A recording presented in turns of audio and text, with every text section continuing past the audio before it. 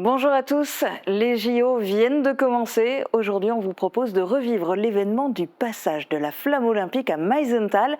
On va d'abord faire le tour de l'actu du secteur.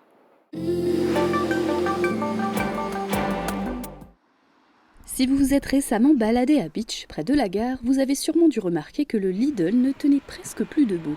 Avec ce bâtiment vieillissant, l'enseigne a décidé de reconstruire à neuf son magasin pour proposer à sa clientèle locale des espaces plus modernes et plus grands. L'originalité de ce bâtiment, c'est que certaines parties seront peintes dans la couleur du grès des Vosges pour se marier au mieux avec la gare. Il y aura 1000 m² de surface de vente et 1200 m² de toit végétalisé. L'équipe de 12 employés sera agrandie grâce à des embauches. La livraison des travaux est prévue pour mi-février 2025. Les 50 ans de la société Omnisport Ypelin, ça se fête. Le président du club de foot local n'a pas hésité une seule seconde à mouiller le maillot sur la pelouse du stade de la Forêt. Une action symbolique qui précède le coup d'envoi d'un match surprise, l'US Sarre-Union, équipe de National 3, qui affronte la SAS Épinal, équipe de National 2. Les joueurs de SO Ypelin ont déjà eu l'occasion de confronter cette équipe lors de la Coupe de France de football, l'un des meilleurs souvenirs du club.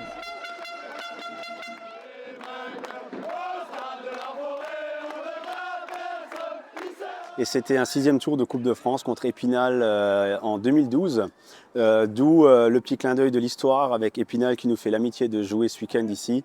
Nous avions pu évoluer au stade de la Blise devant plusieurs centaines de spectateurs et jouer un 6e tour de Coupe de France qui est à ce jour le summum sportif du club. Pendant son discours, l'actuel président de SO Ypelin passe en revue les hauts et les bas qui ont marqué l'histoire du club, de sa création en 1974 jusqu'à aujourd'hui. Ypelin a démarré tout petit et pour devenir, il est vrai, suffisamment grand pour faire honneur à la ville de Ypelin. Les 7 présidents qui ont fait du travail pendant ce demi-siècle ont fait un très bon travail pour le sport en général à Ypelin et notamment pour le foot en particulier. Le SO Ypelin compte actuellement 120 licenciés, dont 60 seniors. Et la relève se trouve peut-être déjà parmi ces jeunes footballeurs de l'EGEM, Entente Jeune Moselle-Est, des enfants qui pratiquent le football dès l'âge de 6 ans. Nous faisons partie du regroupement Entente Jeune Est-Moselle, où nous avons 300 enfants issus des 7 communes partenaires de l'EGEM. Et nous hébergeons ici déjà 2 catégories à 11, les U17 et les U18, qui cette saison s'entraînent, en plus de nos seniors et en plus de notre section foot loisirs qu'il ne faut pas oublier. À l'issue des discours, chacun a reçu un maillot spécial anniversaire pour que ce week-end de festivités reste gravé dans les mémoires. Ça plane pour lui. Victor Malik de l'Espoir aéronautique de Sarreguemines participait du 13 au 27 juillet au championnat du monde junior de vol en planeur qui se déroulait en Pologne. Il a terminé par équipe à la 2e place et en individuel, Victor Malik a remporté 2 médailles lors des 10 épreuves. Félicitations à lui. La fête de Sainte-Anne était de retour à Giederkirch pour 3 jours d'animation à côté de la chapelle Sainte-Anne. Vendredi, c'était le premier soir des festivités.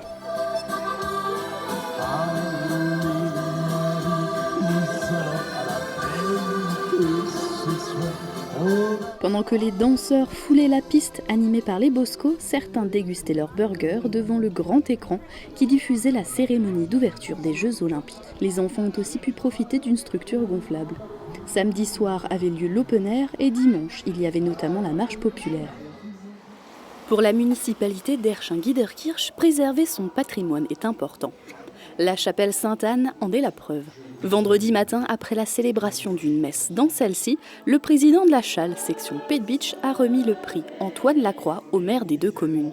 Ce prix porte le nom d'un membre de la Chale qui était très engagé dans la protection du patrimoine. Chaque année, la section du Pays de Bitche de la Société d'histoire et d'archéologie de la Lorraine, la Chale, remet le prix Antoine Lacroix à une municipalité ou un particulier. Ce prix est destiné à récompenser leur engagement pour la protection du patrimoine.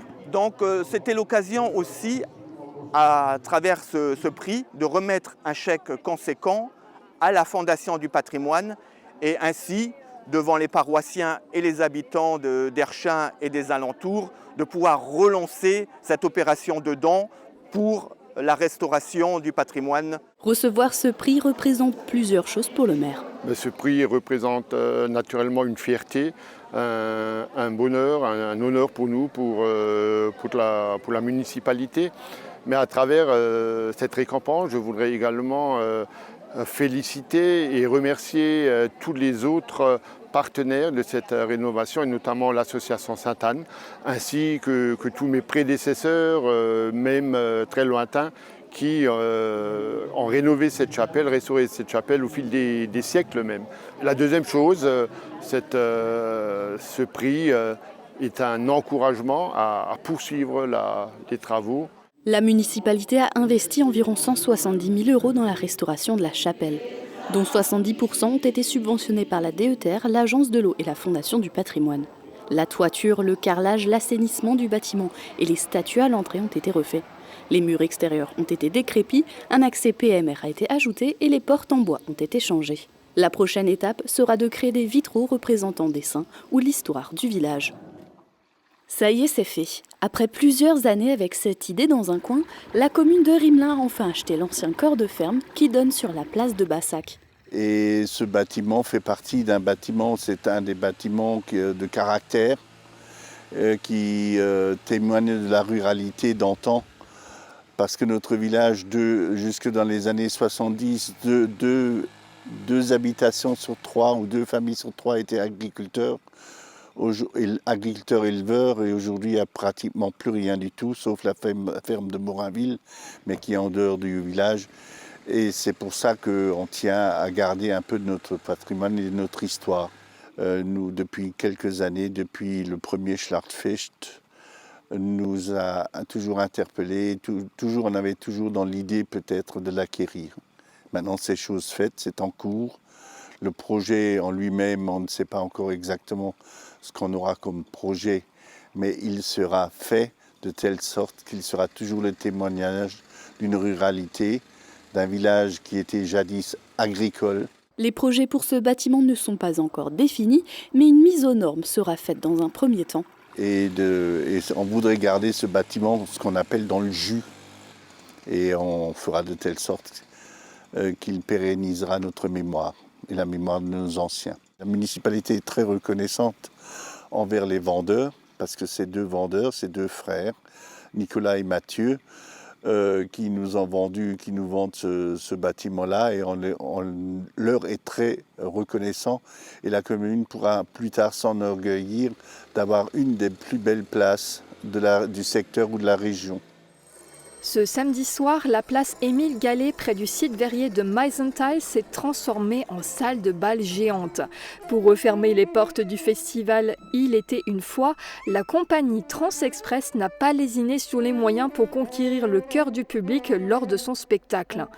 Tous les ingrédients y étaient réunis, de la scène qui a pris des allures de piste de danse, aux acrobates qui n'ont pas froid aux yeux, le tout illuminé par un immense lustre de 12 mètres suspendu dans les airs grâce à une grue. Un clin d'œil naturellement à l'histoire du verre de Meisenthal à seulement quelques pas du Centre international d'art verrier.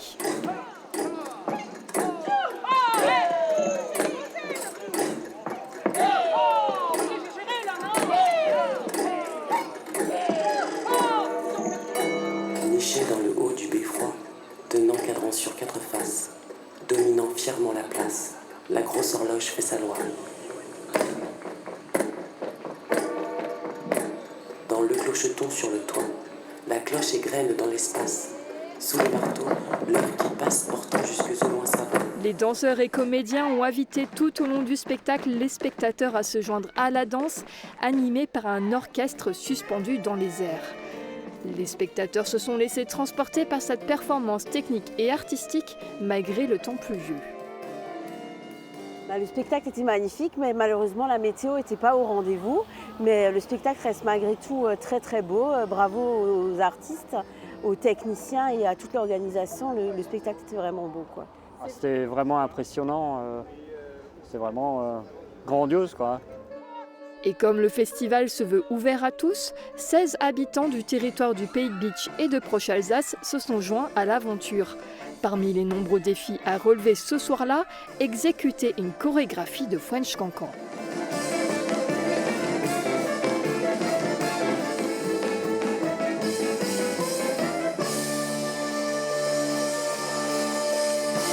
Et pour que le bal reste dans les annales, à la fin du spectacle, un acrobate démontre tout l'étendue de ses talents par une succession de sauts aériens. Un troisième et dernier spectacle qui conclut en apothéose ce festival consacré aux arts de la rue et ouvert à tous. Info foot pour les prochains jours, l'équipe du FC Metz vient à Sarreguemines pour jouer un match de préparation. Ce sera mercredi à 17h au stade de la Blise contre l'équipe de l'UNFP, l'Union nationale des footballeurs professionnels. Un beau match en perspective, les billets sont en vente au Sarreguemines Football Club. Et pour voir le SFC sur le terrain, ce sera ce jeudi au stade de Sarralbe pour un match de gala contre l'US Sarre-Union. Un derby avant l'heure puisque dans le championnat de National 3 qui commence fin août, les deux équipes sont dans la même poule. Le foot, c'est un sport qui se pratique à peu près par tous les temps, mais on va quand même regarder les prévisions météo pour demain. Couverture, crépissage, peinture et isolation. Avec Modern Habitat, votre maison sera belle et confortable par tous les temps.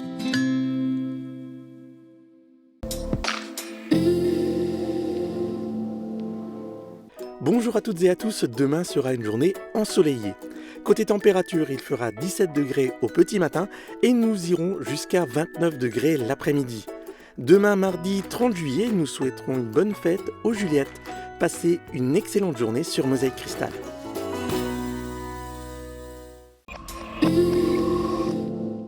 Ermingen célèbre la Zwiebelfest les 3 et 4 août. C'est la grande fête de l'oignon sous le chapiteau. Entrée gratuite et soupe à l'oignon offerte pour tous, dans une ambiance festive. Continental Sarreguemines recrute. Vous êtes électromécanicien ou électricien industriel? Rejoignez notre équipe au service maintenance pour dépanner, réparer et entretenir des équipements électriques et industriels automatisés. Pour plus d'informations ou pour postuler, déposez votre candidature directement à l'usine ou scannez le QR code suivant. Bon, je te laisse, je raccroche. Elle t'a dit qu'elle arrivait à quelle heure, maman? Ah non, j'ai oublié. Bah attends, je lui demande. Elle m'a dit vers 15h. Et mon ballon? Elle a pris mon ballon? C'est quoi? Je la rappelle. Tu crois pas qu'on devrait la laisser conduire? T'as raison, ouais. J'arrête de l'embêter. Et si nous transmettions la bonne attitude? Au volant, ni appel, ni message, ni réseaux sociaux. Assurance Prévention, une association de France Assureurs. Est-ce que vous vous souvenez du 27 juin dernier ? C'était le jour du passage de la flamme olympique en Moselle. Elle avait commencé son périple à Meisenthal. 4 relayeurs avaient porté la torche sur un parcours autour et à l'intérieur du site verrier. Et plusieurs animations avaient fait vibrer la halle verrière, notamment le flash mob des élèves du Pays de Bitche. Je vous propose de revivre l'événement.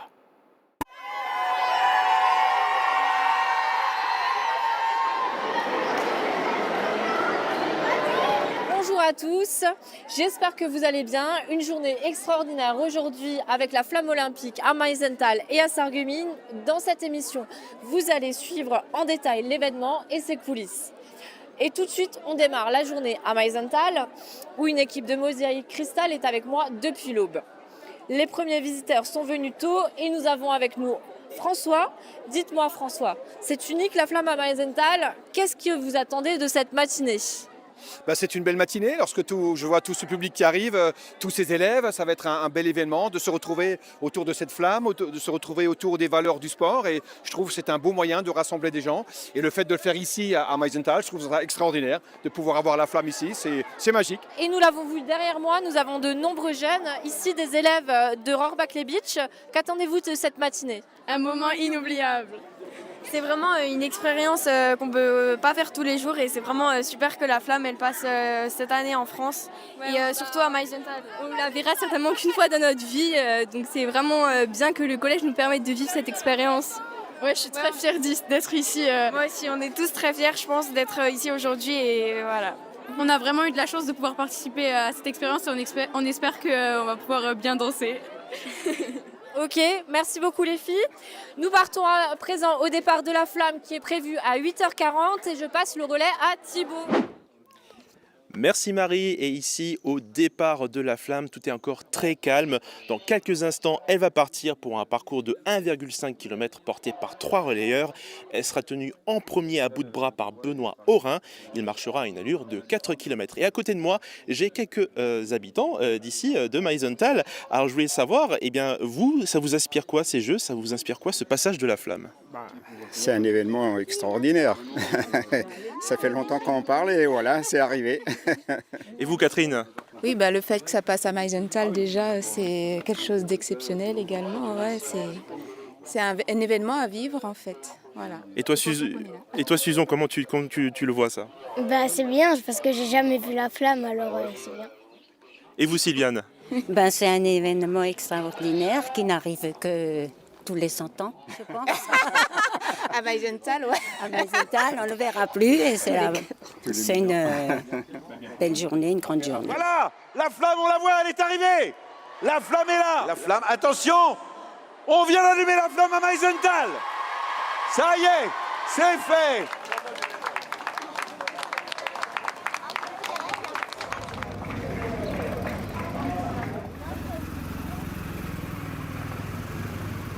Voilà, et bien la flamme est en route pour le point relais numéro 2 où nous attend Emilia. Je te passe le micro. Merci Thibaut. Nous attendons ici au point relais numéro 2 avec impatience Marc Weiss. Il nous est interdit de pénétrer sur le parcours qui est très sécurisé. Néanmoins, tout à l'heure, à leur arrivée, nous pourrons mieux faire connaissance avec les 3 relayeurs. Et là, du bruit pour Benoît. Deuxième passage de relais. Benoît Aurin est aux côtés de Marc Weiss. Marc Weiss qui va maintenant récupérer la flamme. D'être aujourd'hui ce relayeur à Meisenthal. Voilà, on fait coucou. On donne un cœur joie. Les spectateurs des images diffusées sur les réseaux. Bonjour Carole. Bonjour. Vous êtes venue d'où vous? Du village d'à côté, de Sourtes.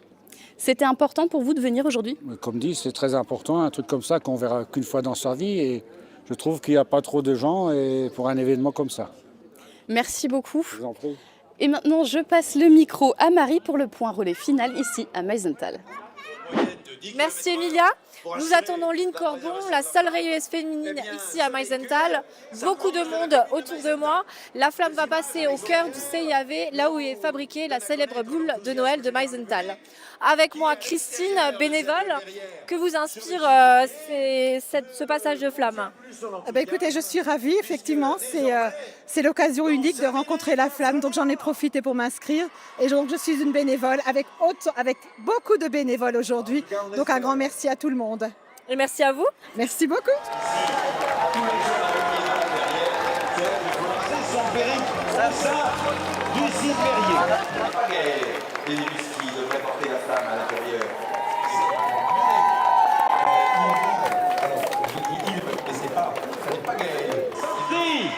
Du musée du Verre, et il se dirige maintenant vers le Centre international des Verriers, mais il passe d'abord le relais à Line Corbon, qui est la dernière relayeuse.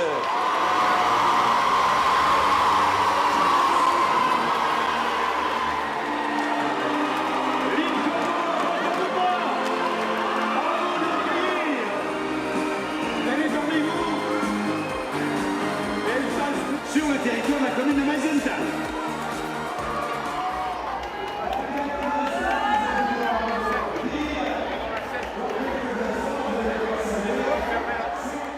L'ensemble des autres relayeurs, Benoît Aurin, Marc Weiss, poursuivre sa route vers Sarreguemines.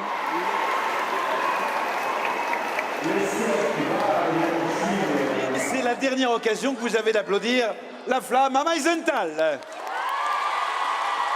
C'est le moment de mieux faire connaissance avec les relayeurs et je passe le micro à Francis. Merci Marie. Alors j'ai l'immense plaisir d'être avec Marc Weiss. Alors vous avez été choisi pour porter la flamme. En 2 mots, pourquoi? En 2 mots, parce que j'ai eu l'opportunité de candidater en tant qu'ancien sportif professionnel et je n'ai pas réussi à participer au jeu en tant que sportif, donc j'y ai participé en tant que relayeur. Donc c'est un fantastique cadeau. Alors comment vous avez vécu ce moment-là aujourd'hui ici à Meisenthal, loin de votre accent du sud? Du sud de l'Est, du Grand Est, puisque je suis de Strasbourg, donc ça va. Mais Meisenthal, je connais, c'est magnifique. Et puis l'énergie que nous donnent les gens qui attendent au bord de la route, c'est juste incroyable. On ne se rend pas compte quand on ne le fait pas de ce que transmet cette flamme. C'est vraiment incroyable. Et que vous a apporté le sport dans votre vie de tous les jours? Ne jamais rien lâcher. Et de l'arthrose dans les genoux. Mais sinon, c'est vrai que ça donne beaucoup d'abnégation, beaucoup d'ardeur, beaucoup de solidarité. J'étais dans un sport collectif, donc le vivre ensemble est très important pour moi. Et quelles sont les valeurs, selon vous, que les Jeux Olympiques doivent véhiculer? Au risque de paraître un peu bateau, la paix, en ce moment, c'est vraiment quelque chose d'important. Il faut quand même savoir qu'à l'origine, les Jeux Olympiques, c'était le seul moment où les guerres s'arrêtaient en Grèce antique. Donc si nos politiques pouvaient en tenir un tout petit peu compte, ce serait super. Très bien. Merci Marc. Voilà, puis on va rejoindre Benoît Aurin. Alors, ce parcours, ce relais, comment vous l'avez vécu? C'est dingue. C'est beaucoup d'émotions. On ne se rend pas compte en fait quand on prépare son relais qu'il va se passer ça, qu'il y a une telle liesse populaire. Mais elle est là et dès le début et puis l'apothéose dans la salle, c'était splendide. C'est vraiment quelque chose qu'on fait qu'une seule fois dans sa vie. Et le sport dans votre vie de tous les jours, important? Alors important, peut-être parfois trop devant la télé, pas assez avec les baskets aux pieds. Mais oui, quand je peux, quand j'ai le temps, quand j'ai l'énergie, j'essaye effectivement de pratiquer. Et quelles sont les valeurs pour vous que les Jeux Olympiques doivent véhiculer? C'est avant tout, je pense, de la cohésion. Je crois que c'est un moment donné où on est tous rassemblés, où on met peut-être de côté nos différences. C'est un peu le symbole de la trêve olympique déjà dès l'Antiquité. Et je pense que si on peut profiter des Jeux Olympiques cette année pour mettre un peu de côté toutes nos différences et plutôt s'unir, on aura fait quelque chose de bien. Très bien. Merci. Avec plaisir. Attention. C'est bon. Lynn, arrête de faire de la politique. J'ai une question à te poser. Alors pourquoi tu as été choisie selon toi comme porteuse de flamme? Alors j'ai été choisie comme porteuse de flamme parce que de 2015 à 2018, j'ai été présidente du conseil départemental junior et j'ai été la première femme à présider une assemblée à l'échelle départementale.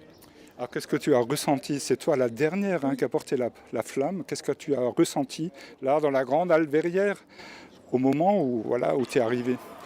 C'était impressionnant parce que tous les lycéens, les collégiens, les enfants, en fait, ils se sont tous mis à crier quand la flamme est arrivée. Et c'était waouh, quoi. C'était waouh. Ah ouais. Quelles sont pour toi les valeurs que le sport doit défendre en général? Alors, je dirais la paix, l'entraide et l'encouragement en fait des autres. Et c'est vraiment un esprit collectif qui est représenté dans le sport. Donc ce sont les valeurs des Jeux Olympiques. C'est exactement ça. Et toi, dans la vie de tous les jours, le sport, c'est important? Alors je monte à cheval depuis que j'ai 7 ans. Et à côté, je marche beaucoup, je fais un petit peu de course à pied. Alors je cherche Gabriel, il a allumé le feu aujourd'hui, c'était le 3e relayeur. Il a allumé le feu non pas sur scène, mais il a allumé la flamme, cette flamme olympique qui aujourd'hui anime tout ce grand territoire de Meisenthal. On ne le trouve pas, donc je vais laisser la parole à Thibaut pour la suite. Merci Francis. Près de 2000 élèves ici sont rassemblés dans l'usine de la Halle Verrières pour célébrer cet événement unique avec la création d'un flash mob 100% Beachland et il va commencer tout de suite. Au total, entre la création de cette chanson et les répétitions du flash mob, ce sont 190 heures d'intervention en milieu scolaire qui ont été menées dans les établissements de Rohrbach, Beach et Lemberg. Je vous laisse découvrir le spectacle dès maintenant. 3, 2, 1, c'est le départ. Une course de fond, la paix, notre victoire. Portons la joie comme étendard. Ne jette pas l'éponge, il n'est jamais trop tard. Plus précieux que le bronze, l'or ou l'argent. Cette flamme qui s'allume sur 5 continents. C'est l'espoir qui nous unit et nous éclaire. 2000 couleurs, elle est sans frontières. 3, 2, 1, c'est le départ.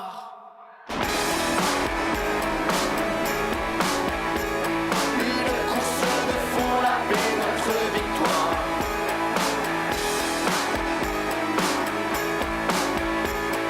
Prends de l'élan, vas-y saute. Toujours là, solidaires les uns pour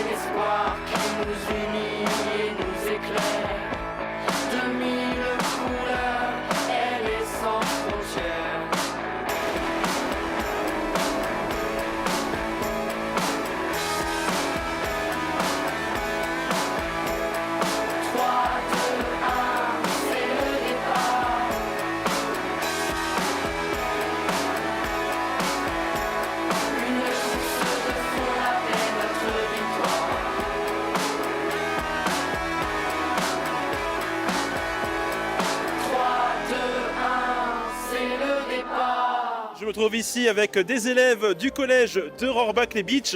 Alors toute première question, c'était pour chacun, comment vous avez vécu ce flash mob? C'était exceptionnel, on sait que c'est tous les 100 ans en France, alors c'est franchement quelque chose de très rare et d'exceptionnel. Et toi, comment tu l'as vécu? C'était incroyable, on a pris beaucoup de plaisir et c'est exceptionnel dans notre vie. D'accord. Et toi, comment tu as trouvé le flash mob? Comment tu l'as vécu? Entre amis, c'était cool, on était beaucoup, on a pu parler, ça nous a améliorés, on a pu commencer la danse et c'était bien. Et je me retrouve avec Valentine et Satine du collège Jean-Jacques Kieffer de Beach. Alors d'abord, je pose la question à Valentine. Valentine, comment tu as vécu ce flash mob? C'est vrai que ça n'arrive pas tous les jours, du coup c'est assez... Il y a plein d'émotions, le fait de vivre ça. Et d'être avec plein de gens qui viennent ici juste pour célébrer une flamme, c'est quand même incroyable. Et toi, Satine? Moi, je trouvais qu'il y avait énormément d'émotions positives et que c'était un moment assez unique. Du coup, ouais, c'était sympa. Merci beaucoup les filles. Et puis maintenant, je vais passer le micro à Marie qui va chercher à recueillir le sentiment des organisateurs. Tiens Marie. Merci Thibaut. Nous avons avec nous le président du département de la Moselle, Monsieur Weiten. Le département s'est beaucoup investi dans cette opération. Qu'est-ce qui vous a principalement motivé pour vous engager dans la démarche? Alors cette démarche, elle date de 4-5 ans, depuis 2017, où lorsque la France imaginait recevoir les Jeux Olympiques, à ce moment-là, la Moselle s'est immédiatement mobilisée aux côtés de l'Association des départements de France. Au sein de cette association, j'assume la responsabilité de vice-président. Et on a soutenu cette candidature, qui s'est traduite ensuite par, effectivement, le fait que nous recevions l'organisation des Jeux paralympiques et olympiques en 2024 en France. À partir de là, on a fait partie des 15 premiers départements à être labellisés terre de jeu.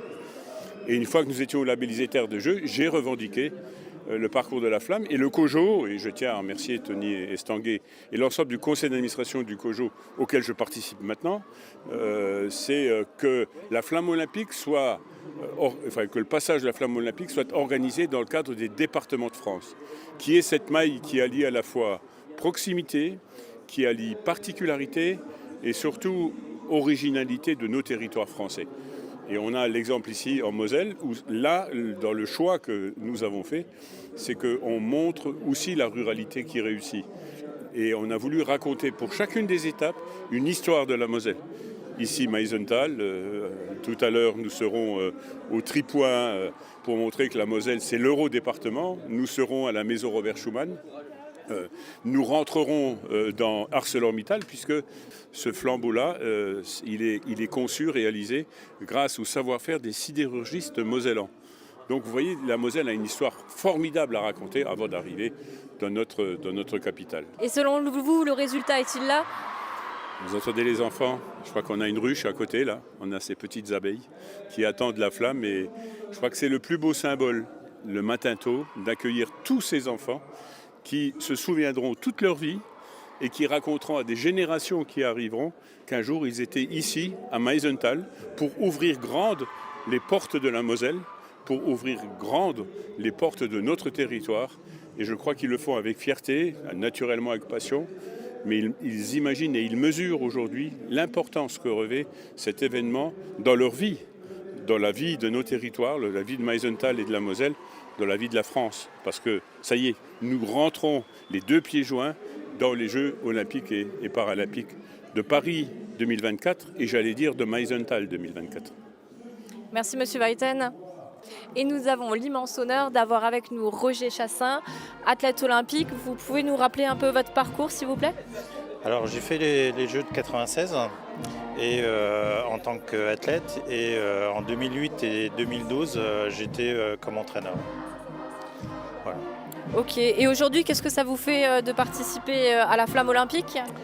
Ça fait revivre plein d'émotions, plein d'images qu'on a vécues, que j'ai vécues en tant qu'athlète et en tant qu'entraîneur. C'est vrai que c'est des moments et puis magnifiques. Et puis avoir ça en France, c'est l'instant présent. Faut être là, quoi. Faut être présent. Il est aux manettes de cette vaste organisation en tant que présidente de la CCBB, mais aussi conseiller départemental. David Suc, une première question, le résultat est-il à la hauteur de vos espérances? Au-delà, puisque c'est l'ensemble des enfants qui, ce matin, ont répondu présent, qui ont pris le bus à 5 heures. Au-delà, parce que c'était une chorégraphie exceptionnelle, organisée, rythmée. Je crois qu'on a démontré aujourd'hui que la jeunesse est une jeunesse de qualité, sans doute la meilleure de France, que nous avons au Pays de Beach.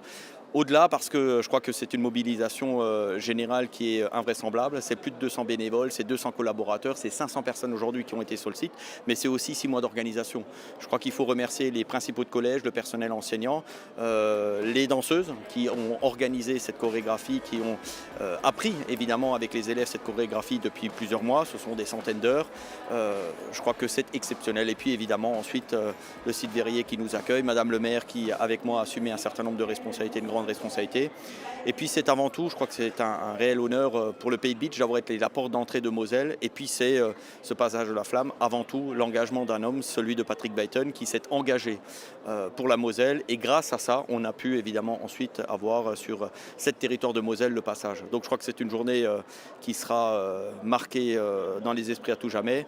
C'est exceptionnel puisque le passage de la flamme, dernier date de 1948. Puis il y a eu les JO de 1924, il y a les JO de 2024 et puis c'est chez nous que ça a commencé. Et qu'est-ce qui rend Meisenthal et le Pays de Beach si particulier quand ils sont face à des défis comme celui-ci?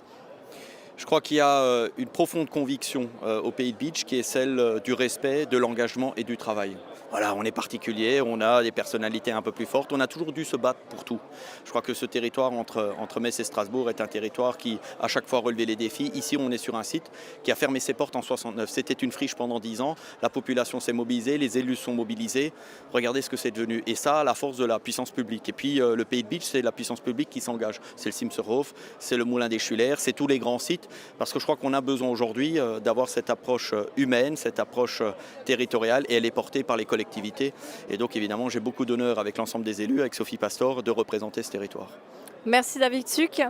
Beaucoup d'animations autour de moi pour vous en parler et je passe le relais à Emilia. Merci Marie. Des animations impressionnantes sont proposées aujourd'hui. Pour regarder le spectacle Les Olympiades verticales par la compagnie Infine, il faut lever les yeux.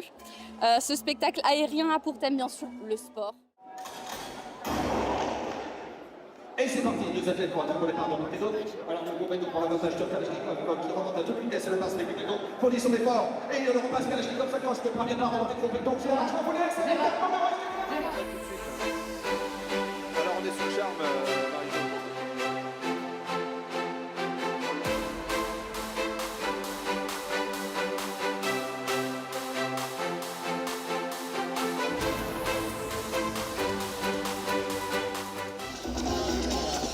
Ah oui, là c'est du rapide, hein. Oh là, c'est autre chose. C'est du sensationnel. Le septuple champion du monde de freestyle football, Gauthier Fayolle, propose de faire tournoyer son ballon avec un incroyable talent.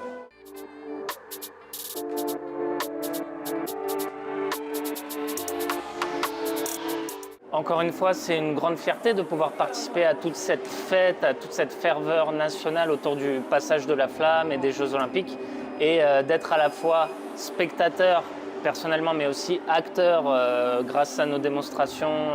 C'est vraiment un grand plaisir de partager ça avec le public et avec tout le monde aujourd'hui.